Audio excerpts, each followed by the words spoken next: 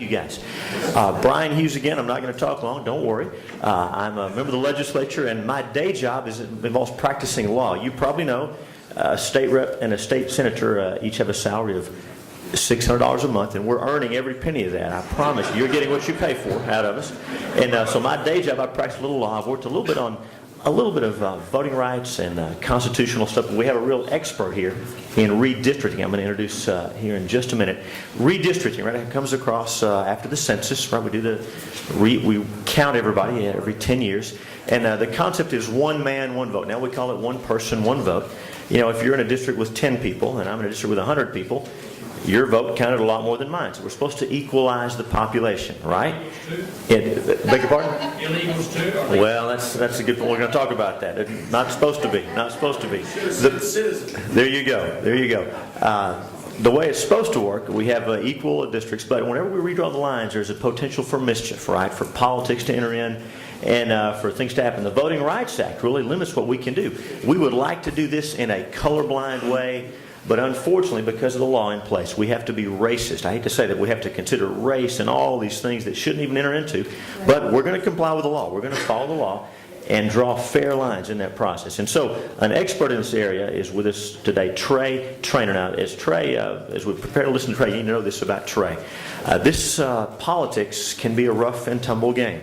And as many members here can tell you, when you take a stand and when you maybe it doesn't come out like you wanted it to, there's a price you pay. All right, now the prices we pay as members are not really prices. You know, we're going to be fine whatever happens, but some people pay a real price, pay an economic price. Some people who make their living representing people before the legislature and representing clients and working on issues, when they take a stand, when they get involved in something political, when they take a stand, they can really be punished for it. And I'll tell you, Trey Trainer is someone who, disregarding the cost, disregarding the risk, stood up for you guys, for the people of Texas, against some very powerful interests, and we're proud of him for doing that. He continues to. He's a lawyer. He's still a good guy. He's a lawyer. He's a graduate of Texas A&M. All right, and of the Texas Wesleyan School of Law. He practices law with Byrne, Maynard and Parsons, a major national firm. He's an expert in redistricting, voting rights, election law, ethics, all those things. And we're glad he's here with us today to explain the redistricting process, how we can be involved. Welcome, Trey Trainer, Esquire.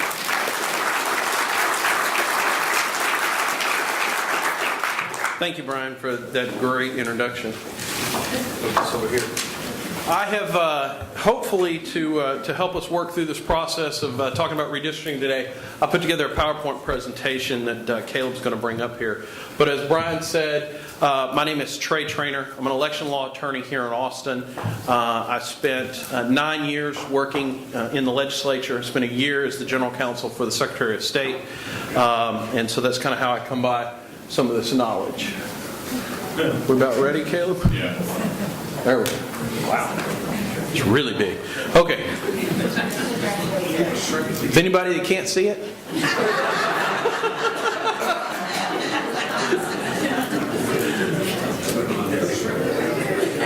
There we go. Okay.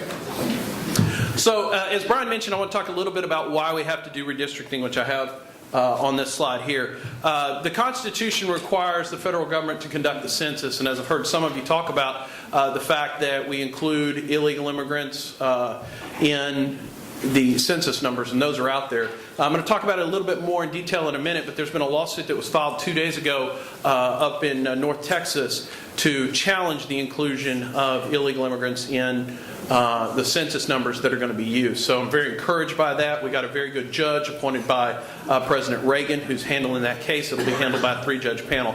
But that actually sets in place, at least for the federal side of the litigation that will take place in redistricting, where this will take place. So it's very good for conservatives that's been done right now. So also, you'll see there mentioned the Texas Constitution and the requirement that the legislature redraw their own House and Senate seats.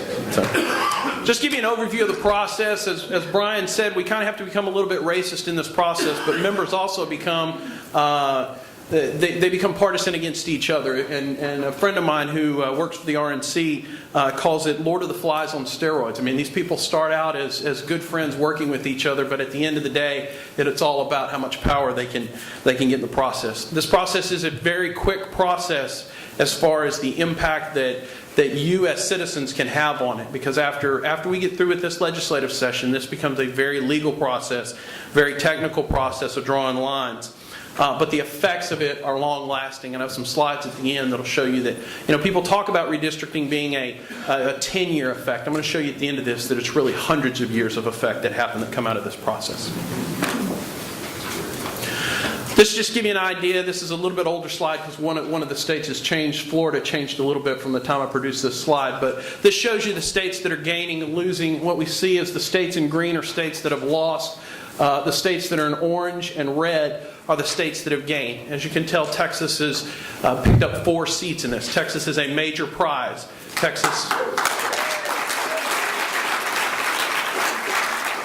Because of that, there is going to be a laser focus nationally of what's going on in redistricting, both in our state house, our state senate, but also on the congressional level. And just to give you an idea, we've done great in that conservatives have picked up, because of the help of the Tea Parties, conservatives have picked up seats in U.S. Congress.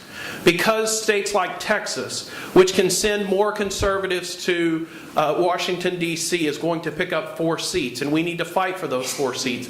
But we have the ability to fundamentally change Washington, D.C. for years to come if we handle the redistricting process correctly, and if we make sure that those 4 new seats go to conservatives. Just to give you an idea of what the districts look like, and you can think about it in terms of what your districts look like today. We have a little over 25 million people in the state, and you see here the ideal population for the congressional districts, the Senate districts, the House districts, and the State Board of Education. And I don't want us to forget about the fact that the legislature has a responsibility to redraw the State Board of Education seats, because as we heard earlier, education is one of the big budget drivers here, and how those dollars are implemented is very, very important. And the legislature needs to take their responsibility to heart. Next slide. Just to give you an idea of where these population shifts have occurred within the state, what you see on the map here, and this is kind of what a redistricting map looks like. This is an overlay of the state Senate seats over the counties. The counties that are in pink and red are those that have lost population. Those that move all the way up through the yellow to the green are where we've seen population increases. Now, what I want you to notice about this map, we hear a lot about the fact that illegal immigrants are included in the population totals.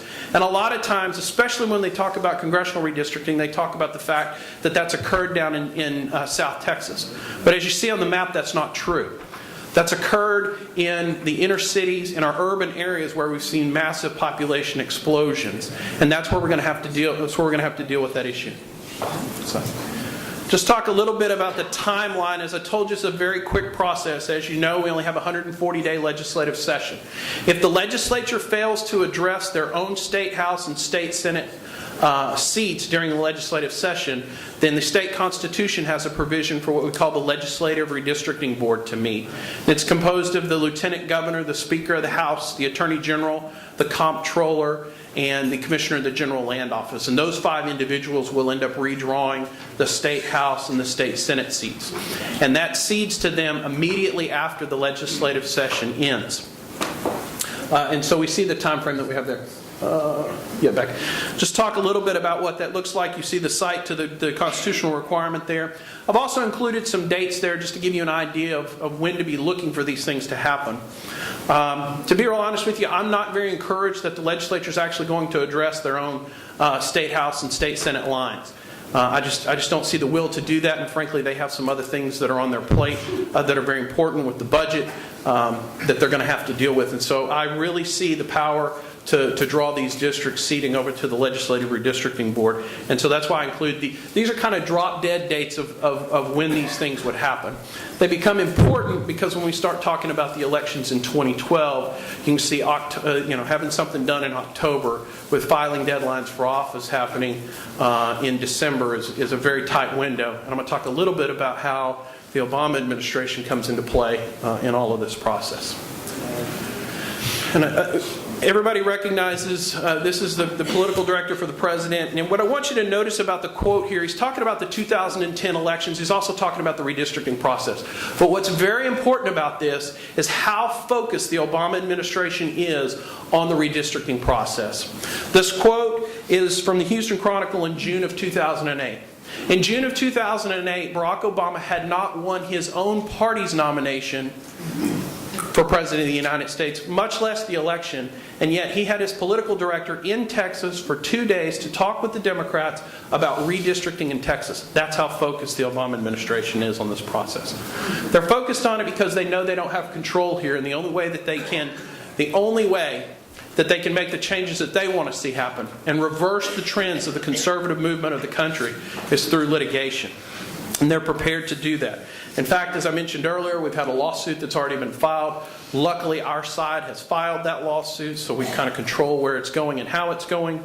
But there's still a lot that needs to be done. There needs to be a state court case that's filed. And there needs to be some plaintiffs who will step up and take that so that we can make sure that we have good judges who are looking at it from the state court side. Are the Democrats prepared to litigate? Absolutely, they're prepared to litigate. And you see here a quote where Congressman from South Texas is already talking about that. Next slide, please. Talk a little bit about the litigation landscape. What are we facing? The Department of Justice, which the state of Texas is required because of a federal act, the Voting Rights Act, we're required to either go to the Department of Justice or to a 3-judge panel in Washington, D.C. to get approval of what our state legislature does with our own state house, our own state senate, our own congressional district, anything that affects the elections. And so we have to go forward under the Department of Justice being in control of the Democrats for the first time in the modern redistricting era.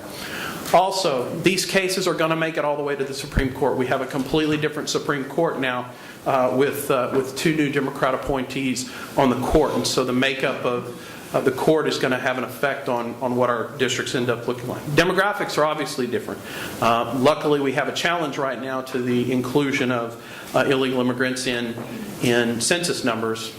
Again, I'm not sure that there's a solution to that because we don't have citizen voting age population anymore, because one of the first things that happened under the Obama administration was that we've eliminated kind of the long form of the census and we now have this American Community Survey. And so we no longer ask citizenship questions on any form that comes from the Census Bureau. So even if we win on the lawsuit, we really don't have a way to come up with the numbers other than the Census Bureau going out and asking the questions again. I'm going to skip through some of these slides. Go to the next one. I just want to put this slide up here because it's very important. Y'all are going to be involved in this process. You're going to talk to members of the legislature. You as leaders and activists in your community are going to talk to newspapers and others. And it's very important when we do that we talk about redistricting in very specific terms.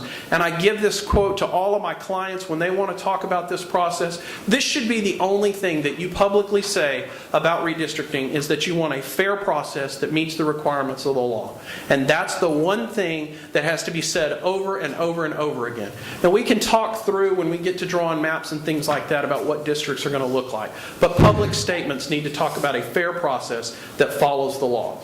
And if we have a fair process that follows the law, we as conservatives are going to win because the law is on our side. The law says that we should include only citizen voting age population. Even Justice Kennedy on the Supreme Court, as liberal as he is sometimes, got that right. Only citizen voting age population should be included. And so we want a fair process that follows the law.